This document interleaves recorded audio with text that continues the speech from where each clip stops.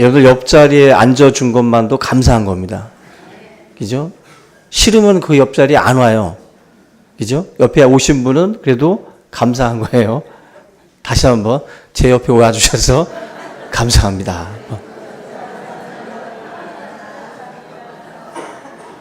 저기 혼자 앉아있는 사람이 있네.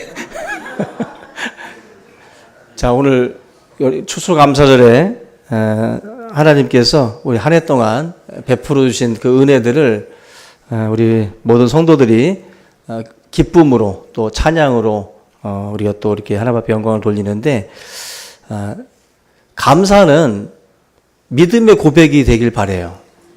감사라고 하는 것은 믿음의 고백이 되셔야 돼요. 믿습니다 하고 믿음으로 고백하시는 거예요. 내 삶에 눈 씻고 봐도 없는 분들이 있죠. 감사 조건이. 그러나 믿음의 눈으로 보면 보입니다. 하나님 앞에 다시 한번 여러분들이 믿음의 마음을 가지고 여러분들에게 한 해 동안 주셨던 그 은혜들을 잘 헤아려서 정말 그 우러나는 그런 그 감사가 나올 수 있기를 주님의 이름으로 축원합니다. 오늘 제목은 원망과 불평을 불러오는 착각들이라는 제목을 잡았는데요. 우리가 언제 감사가 사라지고 또 원망과 불평 같은 이런 시험들이 찾아올까? 먼저 첫 번째로 이런 시험들은 이 부분, 일부를 전부로 착각할 때 그때 원망과 불평이라는 것들이 찾아옵니다. 여러분들의 삶의 일부예요. 내 인생의 일부고 작은 부분입니다. 근데 그것이 마치 전부인 것처럼 생각을 할 때 여러분들의 마음 가운데에 불평과 원망이 오는 겁니다. 우리가 광야라고 하는 그 시험의 자리를 한번 생각해 보셔야 되는데, 예수님께서 광야에서 40일 동안 금식을 하고 난 뒤에 굉장히 굶주리셨죠. 그때 마귀가 찾아와서 시험을 합니다. 이 돌을 명해서 떡덩이가 되게 하라. 지금 예수님이 40일 금식을 한 상황 속에서는, 굶주린 상황 속에서는 떡이라고 하는 것이 전부가 돼요. 굶주린 인생들에게는, 지금 그 사람에게는 떡이 전부예요. 떡이 전부예요. 마귀가 예수님에게 치고 들어올 때 결국 그 인생에게 가장 전부처럼 보일 수 있는 것이 뭘까? 그게 떡이거든요. 떡이라고 하는 문제를 들고 와서 예수님에게 시험거리로 던지는 거예요. 너 이게 너 인생의 전부인 것처럼 생각해서 지금 당장 돌멩이를 떡이 되게 해서 먹어라. 우리의 인생에 바로 이와 같은 시험들이 옵니다. 여러분들이 지금 가지고 있는 생각 중에도 이게 다고 이게 전부라고 생각하는 거지. 뭐 대표적인 게 돈이죠. 돈이 전부다. 그죠? 돈이 전부다라고 생각하는 사람들한테는 그 돈을 가지고 실족시키면 그 인생은 끝나는 거예요. 왜? 전부가 끝난 거기 때문에 그 사람한테는 소망이 없어요. 예수님에게 지금 또 이 돌을 떡이 되게 만들려고 하는 것은 우리가 가지고 있는 인생의 많은 문제 중에 뭐 떡이라고 하는 것은 경제와도 연관이 되겠죠. 경제와도.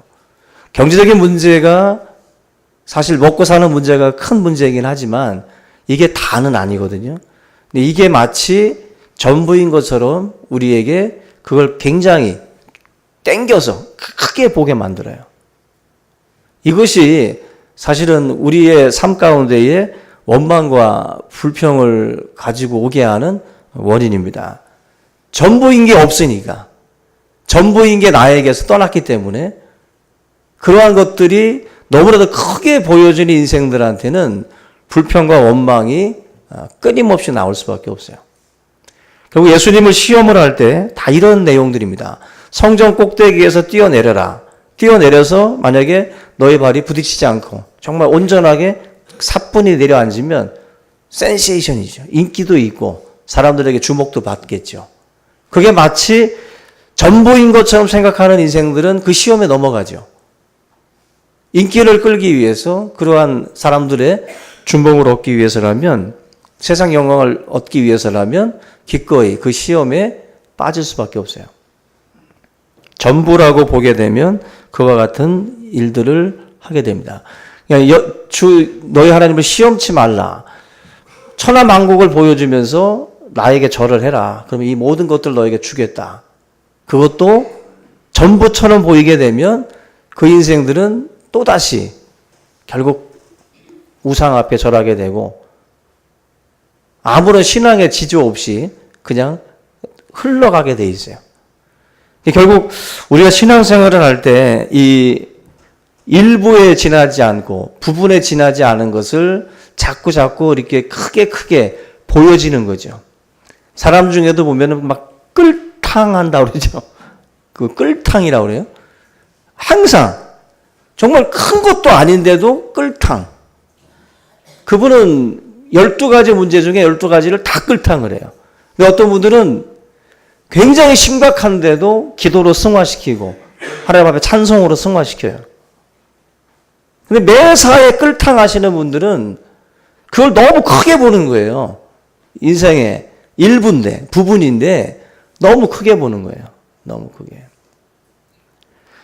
제가 언젠가 그 졸업 연주회인가 한번 갔다가 그 플룻 부는 그 자매 하나가 실수를 2번인가 3번을 하더라고.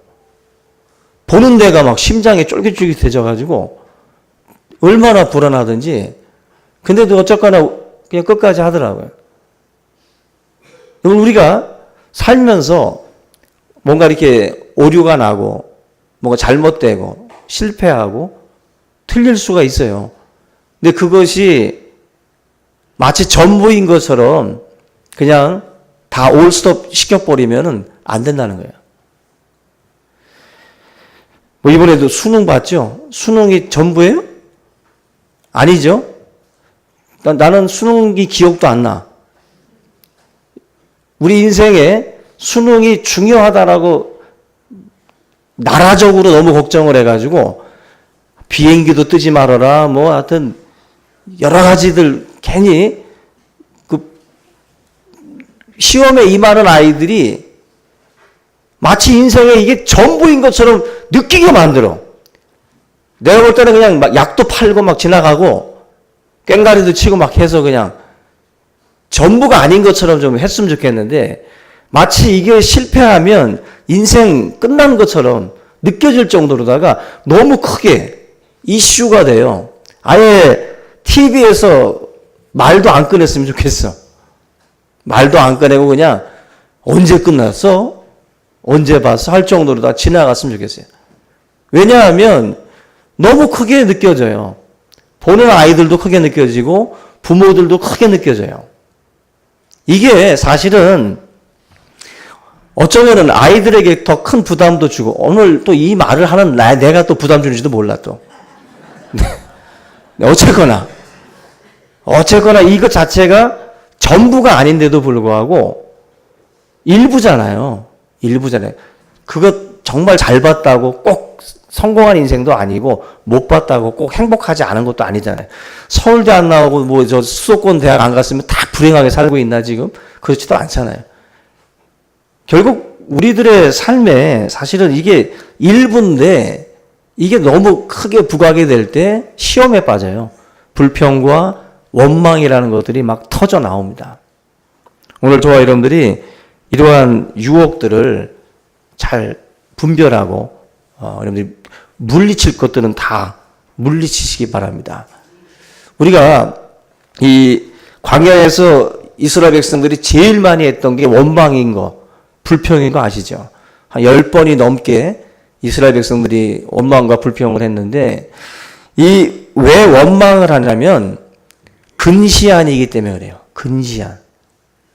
너무 앞에 것만 보는 거예요. 중장기적인 하나님의 그 큰 계획을 봐야 되는데 거대 담론이라고 그러죠. 거대 담론을 생각하고 하나님의 섭리까지도 볼 수 있어야 되는데 눈 앞에 것만 보는 거예요. 눈 앞에 것만 보니까 그때그때 화내고 그때그때 불평하는 거예요. 과정이라는 게 있는데 하나의 작품이 만들어지기 위해서 뭐 깎이고 쓸리고 그죠? 여러 과정들이 있잖아요. 근데 그런 것들은 다 생각하지 않고 지금 딱 세팅되어 있는 거. 그 열매만 지금 바라보니까 그 열매가 그냥 주어집니까? 농부들의 수고도 있잖아요.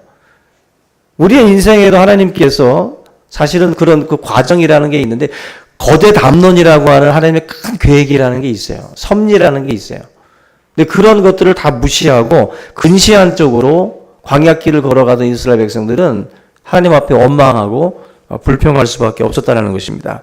저 여러분들이 전체를 볼 수 있는, 우리가 통전적이라고도 흔히들 말하죠. 전체적으로 같이 볼 수 있는 그러한 눈을 사실 우리가 가져야 돼요. 그래서 오늘 이 5장 18절에서 말씀하는 범사에 감사하라는 게 뭐예요? 범사가 감사할 거리가 다 있는 건 아니잖아요. 근데 모든 범사를 다 감사하라. 이건 근시안적으로 보지 말라는 거예요. 전체적으로 보라는 거예요. 하나님의 큰 뜻을 보고 이것저것을 다 두루두루 감사해라. 그 속에 하나님의 깊은 뜻이 있으니까 범사에 감사하라는 거예요. 하나님께서 우리에게 이 말씀을 주신 것은 나를 믿으라는 거죠. 그죠? 하나님을 믿고 하나님을 신뢰하고 이 일어나고 있는 모든 범사에 대해서 감사해라. 이게 신앙적 그런 고백이에요. 신앙적 고백. 감사도 신앙 고백입니다. 신앙 고백. 오늘 추수감사절이지만 저와 여러분들이 어떤 일들이 많이 있었을 겁니다. 복잡한 일들이 있었겠지만 그 범사를 두고 하나님 앞에 감사하셔야 돼요. 그게 바로 추수감사절이 되어야 할 줄로 믿습니다. 우리 인생의 삶의 일부에 지나지 않은 것 가지고 전부인 것처럼 다가오는 그 마귀의 이 소리들, 그 미혹의 소리들을 잘 분별하고 저 여러분들이 믿음 안에서 승리할 수 있기를 주님의 이름으로 축원합니다. 여러분들 같이 한번 외쳐볼까요? 자, 돈에 휘둘리지 말자. 다시 한번 돈에 휘둘리지 말자. 왜? 그건 일부니까. 전체적인 것을 볼 줄 아는 게 믿음의 사람이에요. 믿음의 사람. 전체적인 걸 못 보면 세상에 타협하고 거기에 휘둘리게 돼 있어요. 휩쓸린다고. 여러분 지식도 마찬가지예요. 지식도 어설프면 휘둘립니다.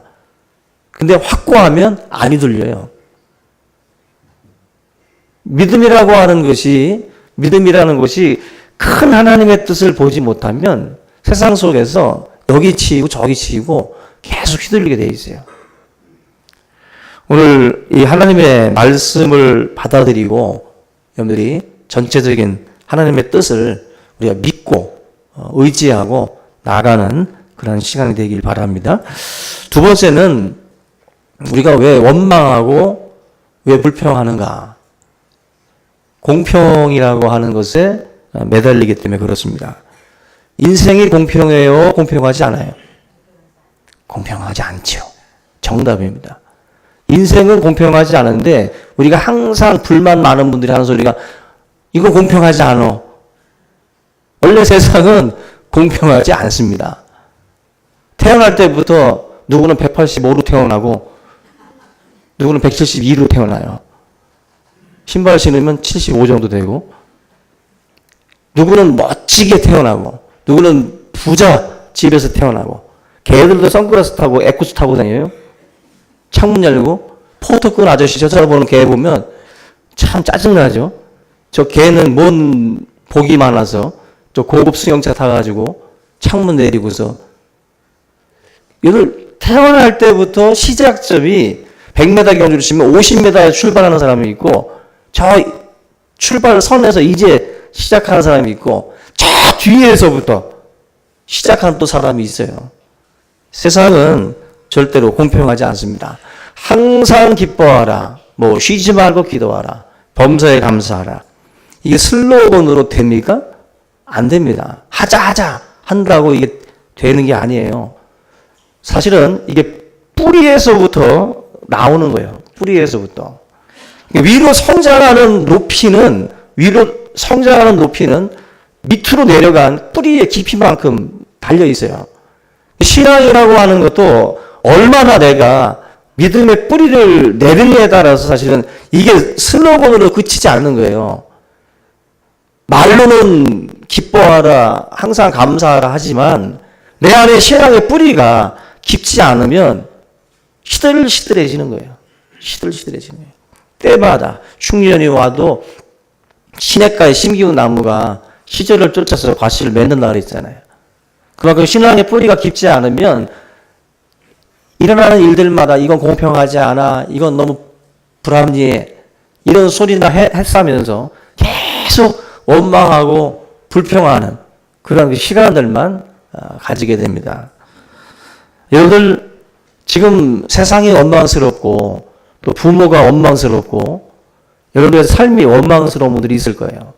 그 원망과 불평의 원인은 공평에 대한 생각입니다. 공평하지 않다고. 그것 때문에 너무 불만이 많은 거예요. 근데 여러분들 자신이 자꾸 그런 그 공평에 매달리게 되면은 그 삶이 비참해집니다. 그리고 원망과 불평이 떠나지 않아요, 절대로. 2019년에는 공평해지겠어요? 2020년에는. 세상은 공평하지 않습니다, 절대로. 공평하지 않은 게 현실이에요. 그걸 결국 받아들여야 되는데, 받아들일 때 저와 여러분들이 명심해야 될 게 있습니다. 뭐냐면, 우리의 삶이 공평하지 않을 때 이거를 어떤 의식을 가지고 접근해야 되냐면은 사명이라고 하는 의식을 가지고 접근하셔야 돼요. 그 존 F 케네디한테 어느 기자가 그런 질문을 했답니다. 이 베트남에 파병됐던 병사들은 많은 사상자가 있고 희생이 늘고 있는데 저쪽 그 서독으로 파병된 병사들은 가족들과도 함께 지내고 너무 편하다. 이거 너무 불공평하지 않냐? 그랬더니 이 케네디가 그런 말씀을 했습니다. 인생은 공평하지 않다. 인생은 공평하지 않다. 군대 가보세요. 군대에도 어느 군대는 편해요. 어느 군대는 또 아주 그냥 뼈 빠지게 고생하다 오고. 공평하지 않아요. 똑같이 국방의 의무 지겠다고 들어가지만 다 달라요. 다 다릅니다. 우리가 이 공평이라는 것에 자꾸 매달리시면 아무것도 안 됩니다. 아무것도 안 돼요. 계속 불평하고 계속 원망할 수밖에 없어요. 그래서 사명자의 의식을 가져야 되는 이유는 사명자는 흔히 가시밭길, 십자가 지고 간다 그러잖아요. 공평하지 않은 그 삶의 현장 속으로 들어가는 것이 사명의식이에요. 사명의식. 우리가 이 사명의식 갖지 않고 자꾸 공평이라고 하는 것만 자꾸 들고 들어가면 계속 불만만 얘기하고 계속 불평만 얘기하는 거죠. 자기 희생과 섬김이라고 하는 것은 공평을 자꾸 따지는 사람한테는 있을 수 없는 일이에요. 내가 왜 너를 섬겨야 돼? 너는 왜 일하지 않는데 나만 나와서 일해야 돼? 공평하지 않잖아요. 나는 왜 나와서 몇 시간 동안 일을 하고 너는 왜 여기서 쉬고 있냐고. 이 공평하게 모든 것들이 주어져야 된다라고만 생각을 하면 자기 희생과 섬김은 따라올 수 없습니다. 절대로. 결국 우리의 삶에 섬김의 자리로 들어가고 또 우리의 삶을 받아들이고 감내하면서 불평불만할 시간에 더 자기를 성찰하고 닦으면서 뭔가 나아갈 때 거기에 열매가 있는 거예요. 근데 많은 사람들은 공평하지 않다고 세상이 너무 불합리하다고 계속 원망하고 탄식하면서 나는 안 돼. 왜? 너무 공평하지 않은 세상이기 때문에 나는 뛰어봤자 벼룩이다. 아무리 해도 소용없다라고 그냥 끝내버리는 거죠. 그러나 사명의 어떤 그 의식을 가지고 살게 되면 달라져요. 사명의식을 갖게 되면 이 환경 속에서도 열정이라는 것이 터져 나옵니다. 잘 아시는 송명희 시인이라고 있습니다. 이분이 가난 속에 또 장애 속에 또 잦은 이사 생활을 하는 가운데에 그 기도 가운데에 하나님의 음성을 듣게 되는데 불평스러운 일들을 한번 써봐라. 그렇게 그 말씀을 듣고 이 송명희 뇌성마비 송명희 씨가 나는 가진 지식이 없고 나는 가진 재물이 없고 나는 남에게 있는 건강이 없습니다라고 썼어요. 그때 하나님께서 공평하신 하나님이라고 쓰라 그랬어요. 근데 송명희 시인이 쓰기가 싫은 거예요. 어떻게 하나님이 공평하냐는 거죠. 나는 지식도 없고 건강도 없고 이렇게 못났는데 어떻게 공평하냐는 거예요. 그때 하나님께서 남에게 없는 너만 가지고 있는 것을 써봐라 그랬어요. 그때 이 송명희 시인이 나는 남이 못 본 것을 보았고 나 남이 듣지 못한 음성 들었고 나 남이 받지 못한 사랑 받았고 나 남이 모르는 것 깨달았다고 그렇게 썼어요. 그게 이제 최덕신 씨가 이제 곡을 붙여가지고 나라고 하는 노래가 나오죠. 나 가진 재물 없으나. 이 송명희 시인이 이 글을 쓰면서 거기서 하나님은 세상은 공평하지 않지만 하나님은 공평하시다라고 말씀을 해요. 하나님은 공평하셔요. 하나님은. 우리의 삶에 여러분들 결국 이 송명희 시인이요. 이걸 깨달으면서 이건 하나님은 세상이 공평하지 않다고 막 원망하다가 하나님의 그 공평하심을 보면서 사명의식이 이제 생긴 거예요. 그래서 뇌성마비 환자로서 걷지도 못하고 말도 정말 1분에 한마디 할까 정말 어렵게 하시는 분인데 이분이 많은 생명들을 살렸어요. 많은 영혼들을 구원했습니다. 사명을 가지고 열정을 가지고 그 일을 감당을 한 거예요. 결국 우리가 이 공평이라고 하는 이 주제를 가지고 자꾸 세상 속에서 불합리하다라고 자꾸 외치기보다 하나님이 나에게 주신 게 있어요. 남이 갖지 못한 거. 내가 남보다 덜 가진 것도 있겠지만 하나님이 우리 각자에게 더 주신 것도 있어요. 그러한 것들을 우리가 찾아서 하나님 앞에 감사하고 또 그것을 사명감을 갖고 감당해 나갈 때 우리의 입에서 이 불평과 원망의 소리들이 떠나가게 될 줄로 믿습니다. 오늘 저와 여러분들이 이 인생을 전부로 일부에 지나지 않은 것들을 전부로 보는 시각들 그리고 공평이라고 하는 것에 너무 매달려서 자기 희생과 섬김의 자리로 나가지 않고 또 사명의 자리로 나가지 않는 이런 의식들이 결과적으로 우리의 삶을 불행하게 만든다는 거 꼭 기억을 하시고 다시 한번 하나님 앞에 감사와 찬송과 영광을 돌릴 수 있기를 주님의 이름으로 축원합니다. 잠시 기도하겠습니다. 사랑해 주님 감사합니다. 이 시간 주의 말씀을 통해서 다시 한번 주의 사명을 깨닫게 하시고 우리의 삶에 주님이 허락하신 그 많은 것들을 헤아릴 수 있는 눈을 또 우리에게 허락하여 주시옵소서. 범사에 감사하는 것이 하나님의 뜻인 줄로 믿습니다. 주님 앞에 찬송과 영광을 돌려드리는 귀한 삶이 될 수 있도록 인도하여 주옵소서. 감사를 드리며 예수님의 이름으로 기도하옵나이다. 아멘.